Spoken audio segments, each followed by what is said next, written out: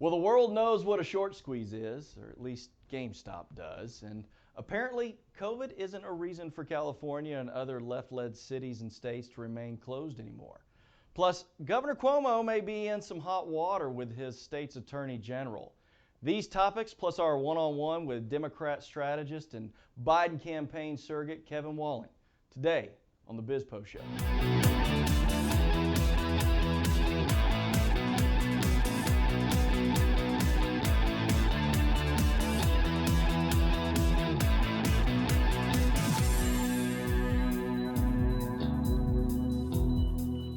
Welcome to the BizPo Show, a place where politics and business collide in a way that we hope is both entertaining and enlightening. I'm Seth Denson, coming to you live from Dallas, Texas, joined by my buddy up in New York City, Dan Geltrude, America's accountant. Dan, how are you, buddy? I'm doing great, Seth. I have to tell you, I am really excited about today because I think people may be anticipating that all we're going to talk to are conservatives and Republicans, but that's not going to be the case. Yeah, there was a network out there at one point that said fair and balanced, right? That was kind of the tagline. Well, we want that to be the case here. And you know what? Listen, we're talking about the intersection of business and politics, and we have a Democrat in the White House. So if you don't think that we probably need to hear what some Democrats are saying around both business and politics, well, let's hope you're not in the business world, right? Our guest today, Kevin Walling, man, he's a fantastic guy. He's one of those that I think whether you're on the right or the left, you're going to sit back after our discussion and go, okay, I like this guy, right? At the end of the day, we're all Americans. We need to find ways to collaborate with one another. Kevin's certainly one of those that helps make that happen. And I am really looking forward to chatting with him. So now, Seth, listen, everything we talk about as far as colors has a tendency to be red and blue. But we're going to focus in to start with on green, right? So a lot of news coming out of Wall Street, particularly about GameStop and the term shorting. And I can't tell you how many people have been asking me about that, but why don't you give our audience some insight as to what it means when someone is shorting? Yeah, just this last week, right, we heard about this new term, or at least for many that are outside of maybe the investing world, a new term called shorting stock. And it's something now that much of the world is familiar with, but maybe much of the world still doesn't understand because it's kind of confusing. So let's just explain it. Yeah, so when a company wants to short a stock, right? So let's just talk about the fundamentals of investing 101, right? Is you want to understand the businesses you're investing in. So a lot of investment houses, especially institutional investors, will hire analysts, people to come in and look at the fundamentals of a business. And if a business is underevaluated, right, an analyst might look at that and say that's a good stock buy, right, because maybe they're trading at a price that's going to go up in large part because the fundamentals of their business is good, maybe their market outlook is good. So these analysts, these really smart people, are looking at things and saying we should invest in this stock, let's go buy it. The opposite of that, though, is when maybe a stock is overvalued or a business isn't valued in a way that is in alignment with maybe its business fundamentals or its future. And so what happens is, and this has been going on for decades, is that investors can do what's called short the stock. And what that means is that instead of buying the stock, they're actually just borrowing it. So they're borrowing the stock with a guarantee to buy that stock at a set date in the future. Now, once they borrow that stock, they're guaranteeing to buy it. They have to buy it. The idea for shorting a stock is that I'm going to borrow it at a price that's here, and I'm going to wait for a market correction based on my own analysis that says the stock is overvalued. And so let's just assume we have a stock that's, say, priced at $20. And a Wall Street analyst looks at this and says, that stock is overpriced. It probably should be around maybe $5 or $10. Well, then an investor may go, I'm going to short that stock. I'm going to borrow the shares at 20. I'm going to hold on to it and make sure I make it, and I'm going to wait to actually purchase the stock until it's dropped. And I get to profit off the difference. Hedge fund managers have been doing this for years. They've made billions off this. Okay? A short squeeze, though, is when that stock goes the other direction based on potential influence. And that's what we saw this past week when it came to GameStop. So GameStop, for example, many analysts that I talked to across Wall Street were saying GameStop, while priced in the $40 to $50 range, probably should have been closer to 20. And that's in large part because they're highly based on retail sales. They're in an industry that is moving more digital to gain downloads versus actual having to buy a tangible game for a gaming system. And so maybe it was overvalued. And so hedge fund managers had poured billions into this, right? And really had shorted this stock to the tune of more stock that was even available. I think it was 140% of available stock, right? So they were doing this. Well, a bunch of day traders got together and started chatting through cell phones and Reddit and some of these other sites and said, no, we don't like what hedge funds are about to do to this stock. We want to prop up GameStop. So they started buying it. And overnight, it was a stock success. And thus, that's what's called a short squeeze. And so these hedge funds that are highly leveraged into this now have to make do on their short. And they got to buy these stocks and these shares. And mind you, these shares were at $40, $50. They're now over $300, or at least they were by the end of last week. And so that's the issue here. These hedge fund managers, they're going to lose billions in the process, and a lot of day traders are going, yep, we got you guys. Well, there's a little bit more to it as far as who you're cheering for here, because this whole situation has been compared to David and Goliath, right? So the David is the small investor, and obviously the Goliath is this big bad hedge fund that manipulates the market and makes all this money. So people are thinking, hey, score one for the little guys. Well, not so fast, because what you need to understand is as the stock is going up, at some point in time, the music stops. And when it does, there are a lot of people that ultimately don't have a chair. Now, what happens to those people? Well, they lose their money. And what I'm saying here is, although there's a lot of hedge funds that are going to take a beating, there's also a lot of small investors that got caught up with the shiny object of watching some of these stocks go higher and higher and higher, but they're buying in late. They're trying to time the market. That doesn't work. That doesn't work for the best on Wall Street, let alone these day traders or novice investors who think all of a sudden they're going to get rich quick. It doesn't work that way, Seth. So what's catching the attention of the SEC, the federal government, is to say, wait a minute, there's some manipulation going on. Was anything done illegally? Well, maybe not, but it doesn't seem right. And there needs to be an investigation to see what happened, because a lot of people are going to take a big hit financially, and they shouldn't have. And let me make one more point. If these hedge funds get in financial trouble, do we end up with another too big to fail situation?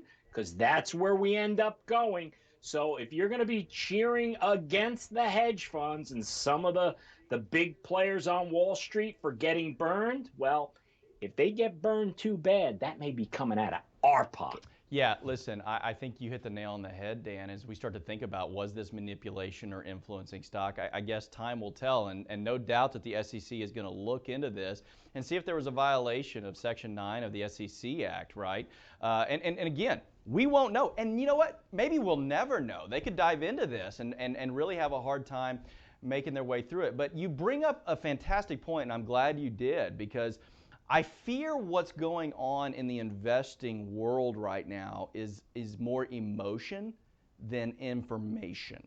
And we see that happening a lot when we're looking at these new app-based trading platforms like Robinhood, for example, that utilizes gamification, and you almost get awards and good jobs for making trades through it. And again, it's this gamification that I think, almost like social media, we get these endorphin rushes based on likes and comments, and now Robinhood has capitalized on that. And I think that's a scary place that can create some real damage down the road for people that aren't really informed in the market. And that's a scary place. I hope that as we kind of come out of this, that people don't get tied up in the emotion. Because as I mentioned at the beginning, the fundamentals for companies like GameStop that led these billion-dollar hedge funds to short them, those fundamentals haven't changed. Those guys are not they're not unsavvy investors. They're making these shorts because they know what's going on. They're looking at these. These are smart business people, right? And the reasons they made those shorts, those haven't changed. And eventually, that stock price at where it is likely going to come down. And is it going to be too late for some of these people that got involved?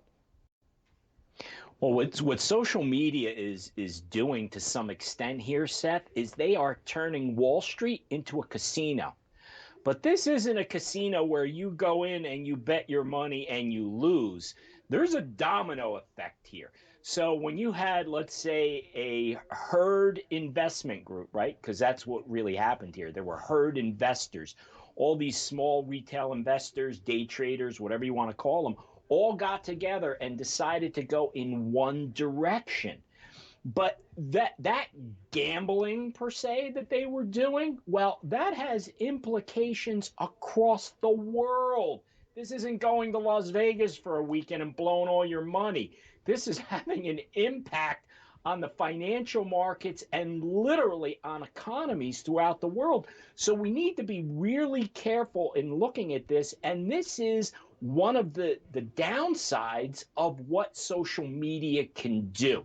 And I'm thinking that this isn't the end of this, Seth. I think there is going to be far-reaching impact of all of this. And the only way it's going to be addressed is ultimately through some type of regulation. But what regulation, we have to be concerned about over-regulation, because the government has a tendency to overreact. And I think that's the danger that we're looking at with this whole GameStop situation. Yeah, no doubt. Like as you mentioned, man, anytime the government can find its way into something, they do just that. Hey, when we come back, our one-on-one with Democratic Strategist Kevin Walling today on the BizPo Show.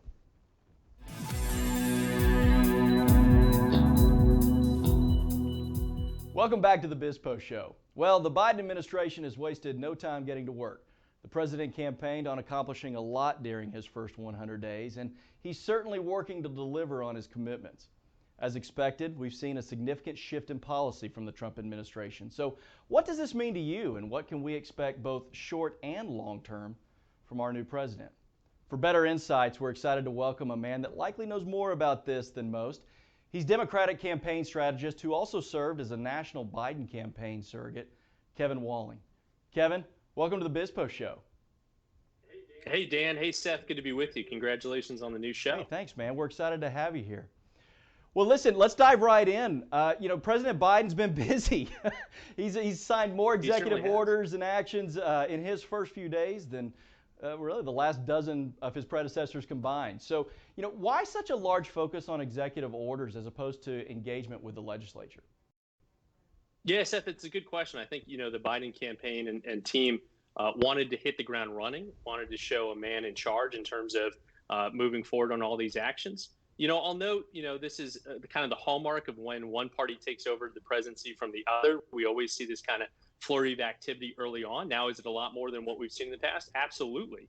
But again, when you compare, the Trump years, the 4 years, you saw about 220 or so executive actions. That's more than double what we saw during the first 4 years of the Obama administration. So I think this is a trend that you're going to see continuing when one party takes over, that this is the way to really reverse some of the policies of a previous administration. Kevin, I have a question for you that I think everyone can agree on as far as Republicans and Democrats, and that relates to the COVID virus and how we conquer this thing. So it seems that goal number one for the Biden administration has been to really attack and set as a minimum 100 million vaccines within the first 100 days. Now, of course, some people jumped on that and said, well, we're already at that point. And of course, the president turned around and said, well, we want to do even better than that. The question becomes, we have Pfizer and Moderna that are both working on these vaccines. And right now, they're producing about 4.3 million per week. And in order for the Biden administration to meet the goal of 100 million within 100 days, they're actually going to have to get up to about 7.5 million. So they're behind right now. So the question becomes, is the Biden administration going to be able to keep that promise when they're relying on Pfizer and Moderna to be able to ultimately deliver the product? Yeah, Dan, it's a good question. I think, the Biden administration wanted to set that ambitious agenda, put it out there, and hopefully deliver on that for the American people. So I think they're confident they can reach that number. We've seen in the last week some conversations with other pharmaceutical companies in talks with Pfizer to use some of the vaccine information to produce their own vaccines as part of the kind of protected scientific information with that vaccine from Pfizer. So that's encouraging, right? If we can get more pharmaceutical companies producing that Pfizer vaccine, I think that'll be a good thing. I know you've talked about the president enacting the WPA is War Production Authority to increase production when it comes to our supply chain, which is a critical component. But I think what you're seeing out of the Biden administration is at least a bit of transparency. They've had a number of briefings with their COVID team.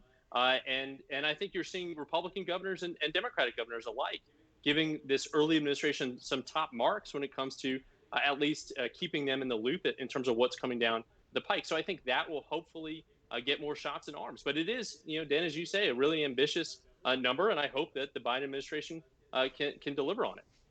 Well, I think it really is something that the entire country, red or blue, should be uniting behind. So let me ask you, Joe Biden has really spent his entire career touting his blue collar growing up from Scranton, Pennsylvania, and clearly that's a connection that he tries to make with voters. So now that he has reached the pinnacle of his political career as president, what do you think he can do realistically to be able to help the working class that are out there that are clearly hurting because of the pandemic? Yeah, it's a great question, Dan. I spent a lot of time on the trail with the president, and where he talked about being that scrappy kid from Scranton, Pennsylvania, and Claymont, Delaware. I could usually give his stump speech from heart because it really touted those kind of humble beginnings growing up in those communities, talking about his father losing his job, taking the longest journey up those stairs to tell him that they had to move. So I think what you're seeing out of the early stages, at least, is an emphasis on infrastructure spending. We talked a lot about that during the 4 years of the Trump administration, but really didn't get a deal with House and Senate Republicans and Democrats on that with President Trump.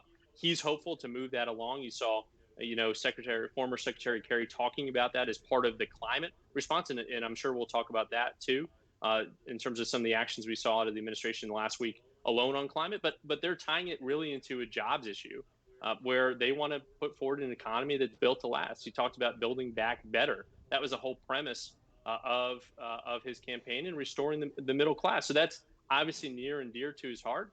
But it's not just about building the jobs right now that we're seeing that are in such high demand, but where are the industries of the future that this administration can be promoting? Because again, tax cuts won't get us there alone. Relief packages won't get us alone. It's all about jobs and job creation. And I think that's what this president is going to be focused like a laser beam on over these next 4 years.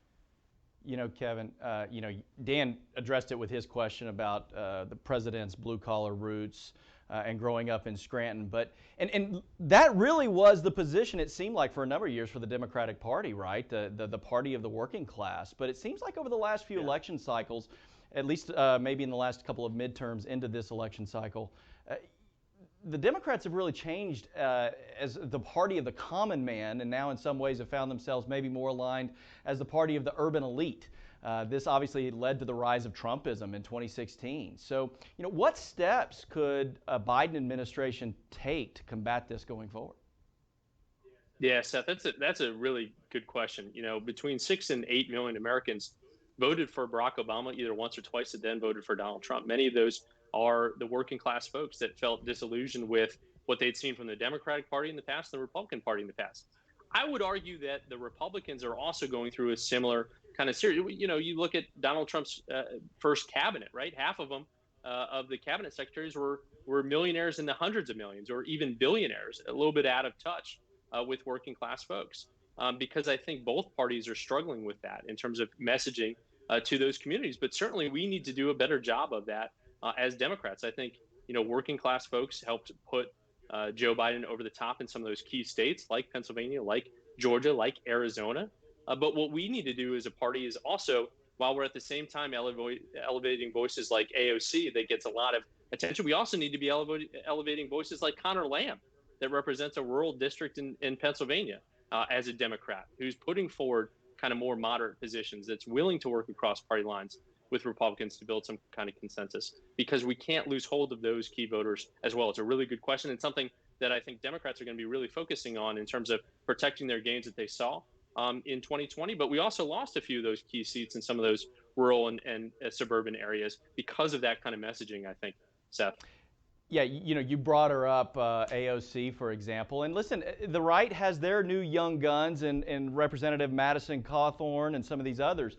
But it does seem that in both parties, we're seeing this movement further to the fringes, maybe, or at least the far right or the far left, or maybe what is now the middle right and middle left.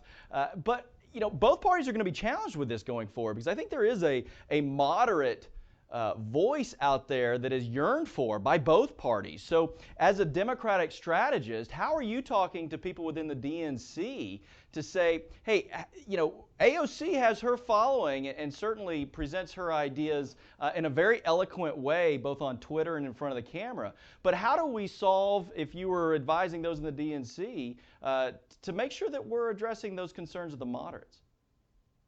Yeah, it's a good question. I think it's not a one-size-fits-all strategy in terms of the national level, but we've got to recruit and find people that are representative of those districts. Like I said, I brought up Connor Lamb, who's a former military veteran, a small business owner, moderate guy that ran and won in a Republican-held district for a long time. He didn't talk about far-left policies. He didn't talk about the Green New Deal. He talked about delivering results for that district. So it can't be a national approach. I think we need to find and elevate voices from within districts and areas that really want to represent those people. Because I do have that similar fear.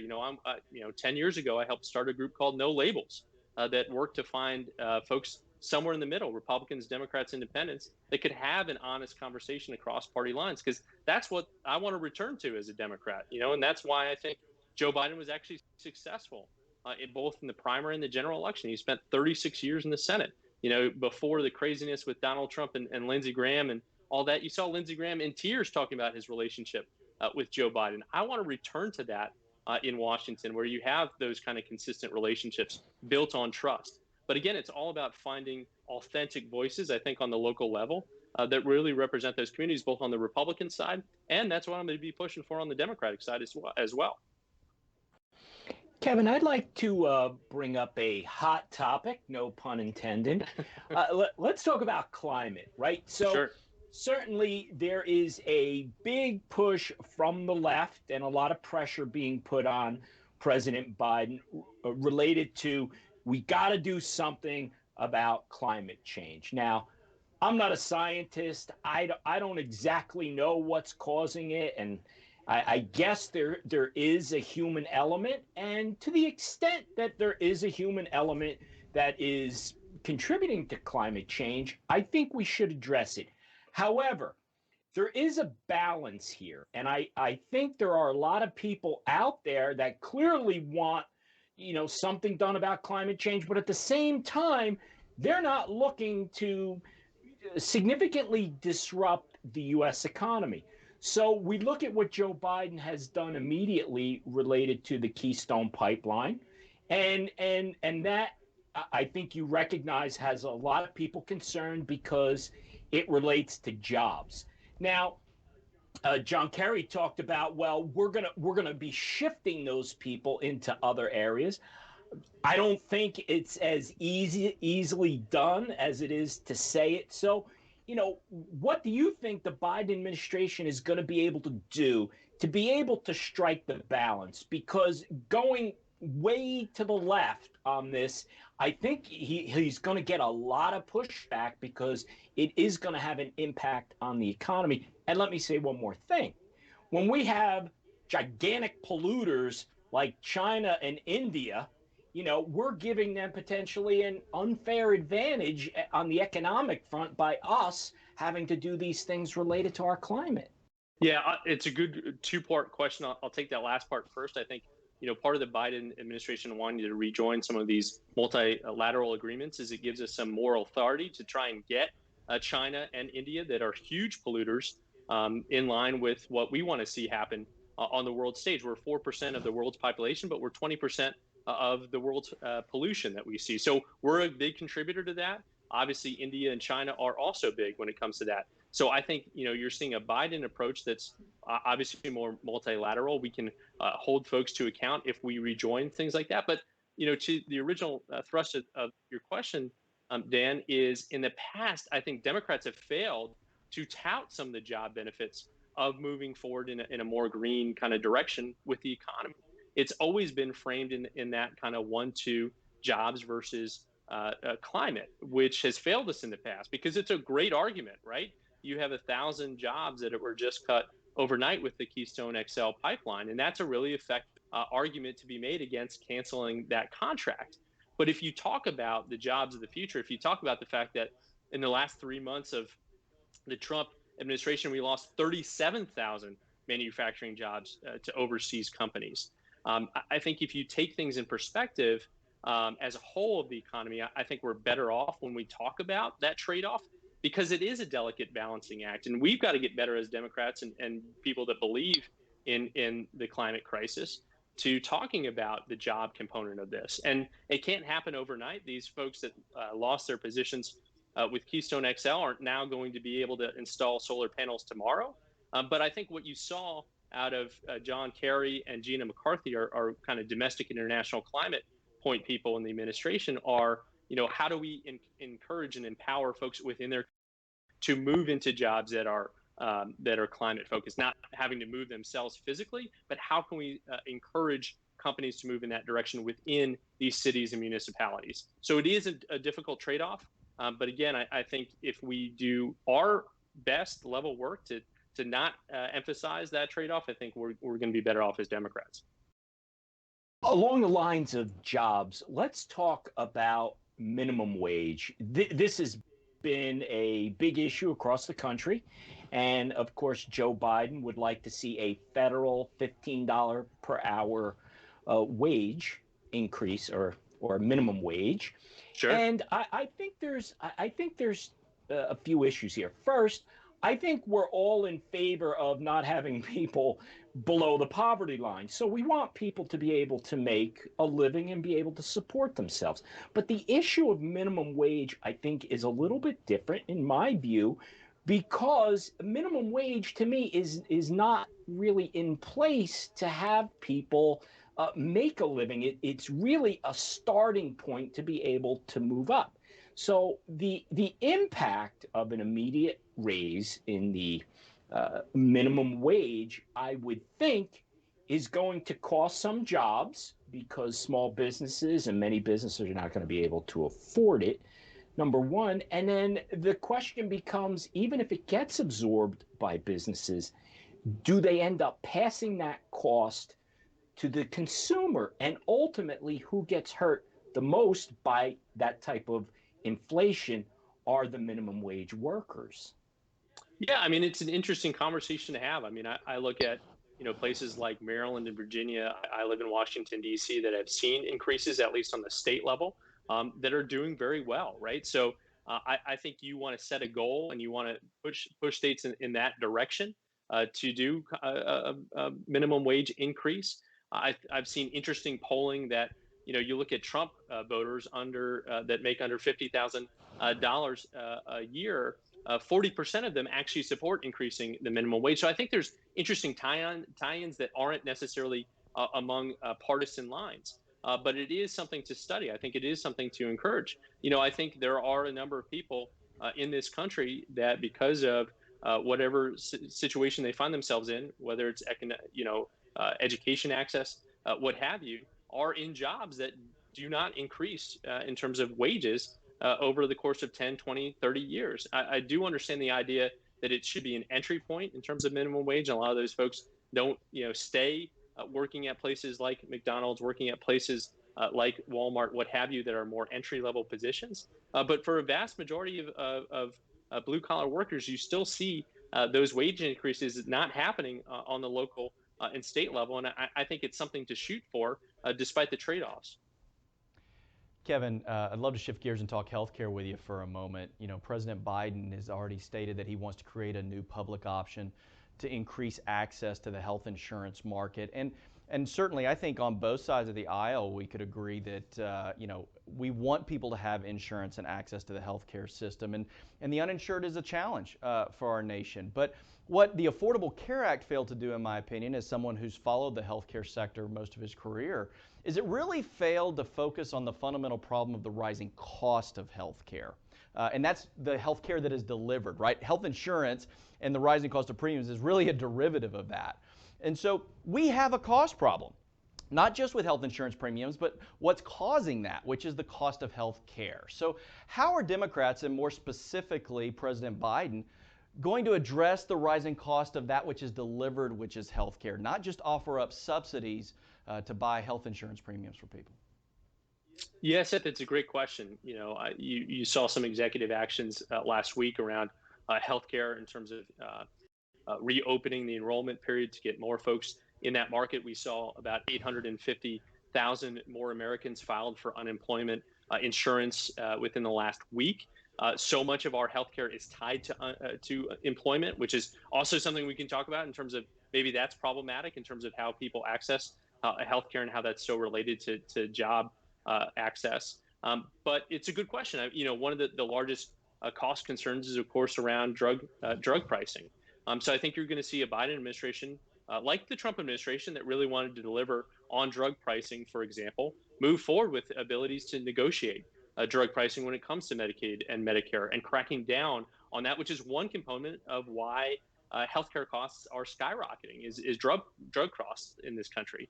So I think that's one tangible thing that Republicans can get on board with, just as Democrats were with President Trump. And hopefully we can see some legislation on that front, especially with COVID, and now hopefully moving this country away from COVID as we head into the spring, head into the summer, in terms of refocusing healthcare, not so much on the crisis at hand, but how do we secure healthcare for the future. Kevin, as we think about healthcare and many of the other big agenda items for President Biden going forward, one has to start talking about the deficit. And I will say, neither party has done a great job of this over the years, right? Republicans love to run on the deficit, but when they get to Washington, it kind of goes by the wayside. So, how does either party, but specifically the Democrat Party, focus and deal with the rising deficit as it continues to grow, especially as President Biden considers all these new initiatives that he wants to roll out? Yeah, I mean, it's a great question. I mean, deficit spending, we saw, $7 trillion added to our national debt in just the last 4 years. And both parties, are out of control when it comes to spending. Now, I look at what, Jerome Powell is saying in terms of the Fed chair, that he has gotten to the end of his tools in his toolbox to stimulate the economy. Certainly, he wants to see the COVID crisis get under control. And you saw Janet Yellen, our new Treasury Secretary, saying, let's go big. Because, again, I think we're still in the throes of this economic crisis, not just this health crisis. We saw our worst economic year last year in terms of 2020 since 1946.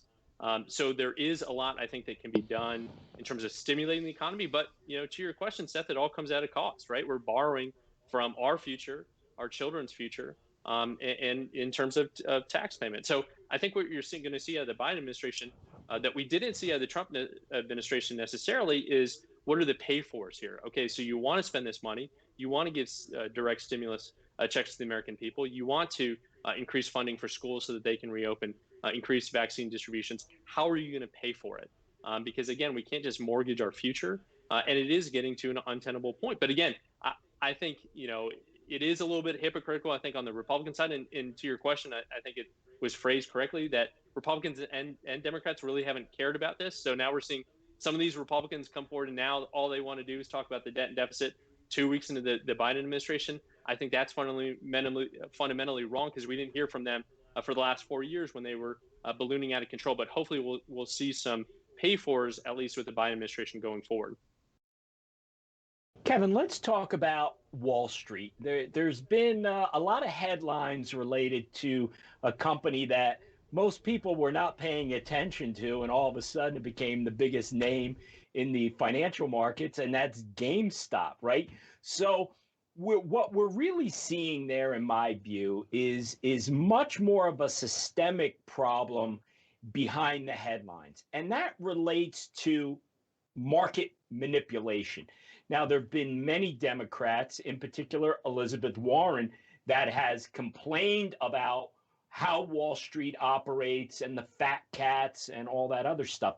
And what we saw with this GameStop is we perceive anyway that the little guy kind of fought back against the big bad hedge funds. And the hedge funds have taken a big hit, and perhaps they deserved it. But the question really goes to this. Will there be more regulations? Are more regulations needed? How do you think the Biden administration is going to react to what's happening? Because it doesn't seem this type of manipulation is over with. Yeah, it's a really good question. I think we're still in the early stages of grappling with this, just in the last 2 weeks or so, with this kind of almost hacking of the stock market by this democratization of just small users, putting in very small amounts, but driving up that cost.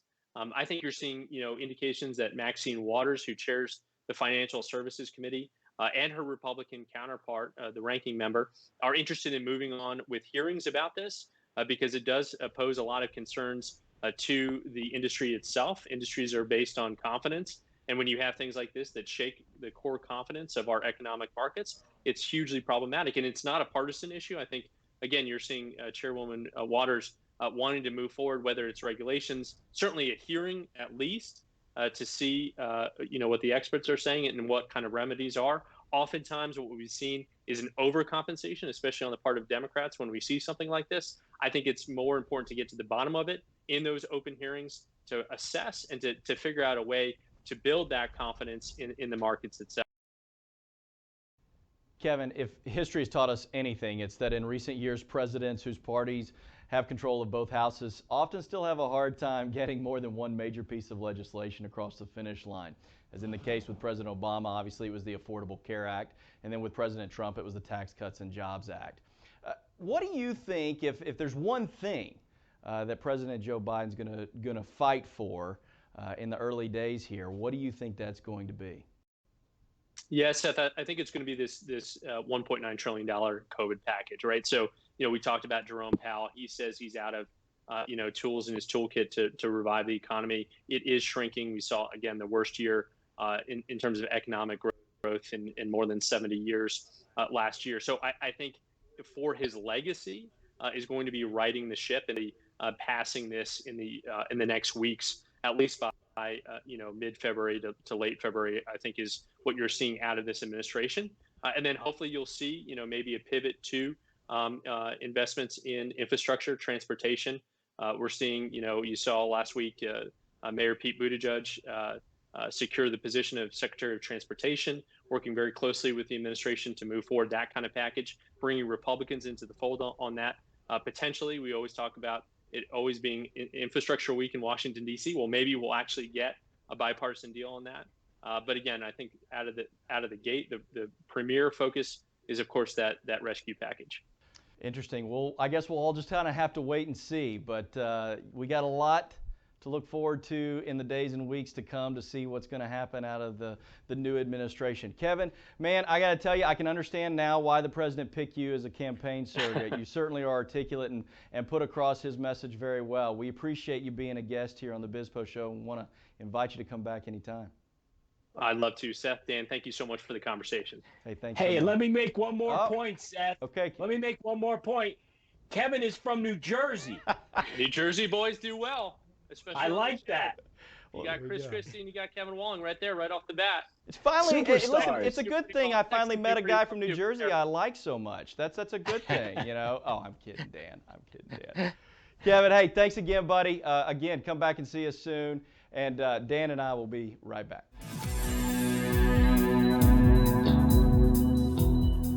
Welcome back to the BizPo Show. I got to tell you, Seth, that interview with Kevin, tremendous.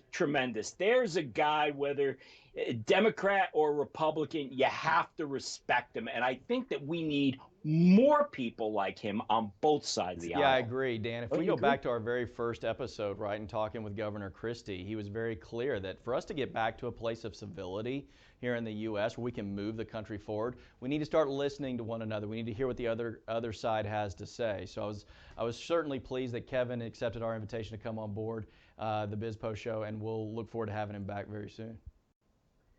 I would love to have him back. So, listen, we got some big news that's going on the two coasts here, right?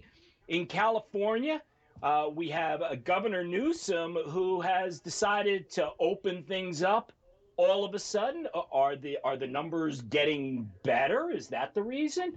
And on the East Coast, in the state of New York, we have Governor Cuomo, who may be in a little bit of hot water as the Attorney General of his own state is saying, hey, listen, these numbers you were reporting on the deaths from COVID in the nursing homes, well, they were understated by 50%.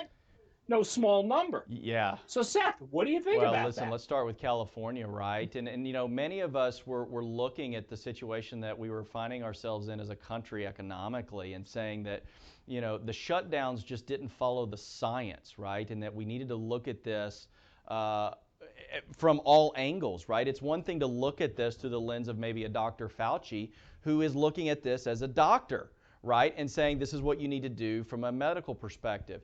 But that's just one side of it. We have to also take into account the economic side of it and what impact that could have. And so as we saw really the country divided between those that were led by Republican governors and mayors or those led by Democratic governors and mayors, we saw two different stories. California and Governor Gavin Newsom specifically, though, was very clear that they wanted to follow the science that said that lockdowns and shutdowns would keep their people more safe. Well, many of us were saying, what happens? Is this a political ploy? And I hoped it wasn't. And so first let me say I commend Governor Newsom for opening up. Many of us have been calling that for some time. But here's the reality. COVID deaths from the ICU are double today what they were in October in the state of California. So what has changed now for Governor Newsom that he thinks all of a sudden it's open? And for any mind that isn't trying to go to the place that I'm about to go, was this a political decision? And now that Governor Newsom is both being recalled and we have a Democrat in the White House, is that all of a sudden a reason for this change of course? It absolutely is. And I hate to go down that path as well, Seth, but it's very clear. The science was not supporting what he was doing, yet he was doing it conveniently when there was a Republican in the White House, as if it matters, because California was going to vote for the Democratic candidate, no matter who it was, against Donald Trump. So that doesn't really make sense to me, although that's what I think was happening. And I need to say that these poor business owners, specifically restaurants in California, where you have warm weather and they can't even serve outside, does that make any sense at all? So Governor Newsom has, quite frankly, punished people in his state. And the recall, in my mind, is well-deserved, because when we talk about politics and business intersecting, This is exactly where it shouldn't have intersected. There was no reason to bring political issues into hurting businesses. It wasn't right, and I don't feel sorry for what he's facing politically, Seth. I'm sorry. Yeah, well, speaking of governors in hot water, you teased it at the top here. Seems like Governor Cuomo may find himself in some of that as well, right? With recent numbers coming out of those that had died in nursing homes being significantly more than maybe was originally stated. And his own attorney general, who I believe is a Democrat, is saying, Governor, we've got a problem here. So, man, that's up in your neck of the woods. What's the noise around the block these days? Well, a lot of people in this area, quite frankly, are upset with Governor Cuomo. You know, he was out there writing a book about his leadership skills, and everybody was falling all over him. And of course, then he got an Emmy for what? I don't know. I guess it was his daily briefings. I didn't even know there was such a thing as an Emmy for that. There's an Emmy for doing your job. I don't know. Maybe we should be getting one, Seth. That's another story. But anyway, clearly he was manipulating some facts, and it didn't go unnoticed because Janice Dean, right, who has been after him for a long time. She's with Fox News, and she lost both of her in-laws on the very issue of they didn't die in a nursing home, but they were infected in a nursing home and then subsequently died. And they were not included in those numbers related to the nursing home deaths. And that's the issue at hand, because it was Governor Cuomo who made the decision of putting COVID-infected people in nursing homes. Yeah, I think when the dust settles on all of this, Dan, there's going to be a lot of us that look at this. And again, I want to say this. It's easy to Monday morning quarterback. I wasn't the governor, obviously, and not required to make those decisions. I got to know that all our leaders, Republican or Democrat, were put in some very difficult positions to make some very difficult decisions. The issue that I have with this is maybe the hypocrisy, but even the dishonesty. And I think Governor Cuomo was even out early on, or at least as of late, calling out the Trump administration for a lack of transparency. And it seems as though, at least right now, that maybe there wasn't some transparency around this issue either. I couldn't agree more, but you know, that's politics for you, Seth. We see it all the time. It's unfortunate that these people want these jobs, they campaign for these jobs, and then they're put in tough situations and they're looking to cover things up. People will respect you far more if you're simply honest. If you make a mistake, you say you made a mistake, and then you roll out the plan for how you fix it. And too often, it's the cover-up that makes you look bad. So with that said, Seth, we're going to take a quick break and come back with our final thoughts. Welcome back to the BizPo Show. Well, if you've tuned in previous weeks, you know that at the end of every show, Dan and I like to give you our final thought, something that's on our mind that we want to share with you. So, Dan, this week, buddy, what's your final thought? I'll tell you what's on my mind, and I assume it's the same as so many people. How about this? I need a vacation. I really do. And although I'd like to get down to Dallas, Texas to see you, I had something else in mind. Have you ever been to Italy, Seth? No, Dan, I haven't, man. But you've been to New Jersey, and that's close. Yeah, okay. But as far as how many Italians there are here. But I have to say, my final thought is I would really love to get back to Italy, specifically the Amalfi Coast. It's just absolutely gorgeous. And the town, the little town of Positano, its beach, the water, the people, and need I even say, the food. That's what I really miss, the ability just to get away. I think there's so many people with COVID and everything that we've been dealing with just really want to get a little vacation. So my final thought is I need a vacation, Seth. I'm with you, brother. Hey, man, that's not my final thought, but I think I may steal it from you. Me and Mrs. Denson were just talking about that this last week. We need a vacation. It feels like we're in extra innings on 2020 sometimes. So maybe we'll join you and your missus in Italy at some point. Well, hey, my final thought this week, it kind of goes back to something we talked about at the very beginning. This past week, the world outside of the investment community learned a bit more about what is known as short selling. This investment strategy is nothing new. Shorting a stock is something that institutional investors have done for years. And the process of analyzing businesses to determine their market value, well, it makes good business sense. But large institutions certainly have more power for an accurate analysis than does maybe the day trader, which allows them, the hedge fund manager specifically, to more reliably short a stock, which is akin to a person betting against the table at a craps game because they know the dice maker. By the way, if you've ever played craps, Dan, but if you do that and somebody's betting against the table, that's not somebody you want to be at the table with. Well, hedge fund managers, yeah, they've made billions shorting stocks over the years, and that power imbalance has become the rallying cry of the day trader. We'll call them Davids versus Goliaths, which I think that you mentioned earlier on in the previous segment. Because the ugly thing in shorting a stock is that for someone to win, someone else has to lose, and often lose big.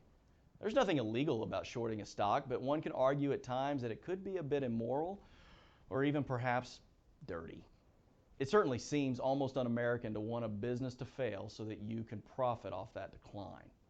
I say it oftentimes that chickens eventually come home to roost, and last week, for big hedge fund managers, that's exactly what happened. I don't know if this will ultimately change how investments are done, but it was interesting to me how quickly some came out to try to defend and maybe even save these hedge fund managers. They're big boys. They've been playing this game for a long time, and they finally got a new competitor. I'm not supporting the idea of collusion or market manipulation, but I am for an even playing field. David used a rock to slay his foe, and in this case, it seems that investors, day traders specifically, they used a cell phone. Either way, a more engaged group of investors and a more free market with free information and free-flowing data ultimately allows all investors of all capabilities to have the opportunity. And I'm okay with that. And that's my final thought this week. Well, listen, we certainly appreciate you being part of the BizPo show this week. We hope you'll tell your friends about us, and be sure to tune in next week as we'll bring you another edition of the show. From Dallas, Texas, I'm Seth Denson. And from New York City, I'm Dan Geltrude. Good night.